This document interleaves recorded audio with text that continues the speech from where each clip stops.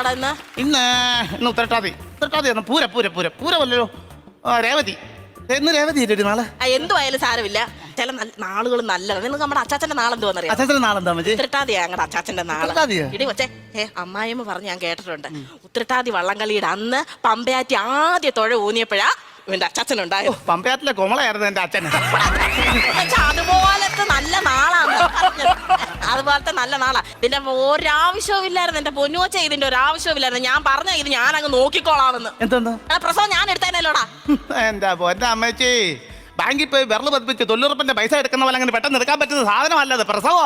അത് നിനക്ക് അറിയാത്തത് കൊണ്ടാ. എടി കൊച്ചാ, ഇപ്പോഴത്തെ കാലത്താ പെണ്ണുങ്ങൾ എന്തോ കാര്യത്തിന് അങ്ങോട്ട് ആശുപത്രി തല്ലുന്നത്. ഇതാകുമ്പം കുറെ പൈസ പൊടിക്കാം. ഏതാ സ്കാനിങ് കൂനിങ് മറ്റേതാ മറിച്ചത്. ഞങ്ങളുടെ കാലത്ത് ആഞ്ഞിലിച്ചക്ക തിന്നിട്ട് കുരു തുപ്പുന്നത് പോലെയുള്ളായിരുന്നു പ്രസവം. എന്നെ അങ്ങനെ തുപ്പി എടുത്താന്നോ? കൊച്ചേ, ഈ പ്രസവം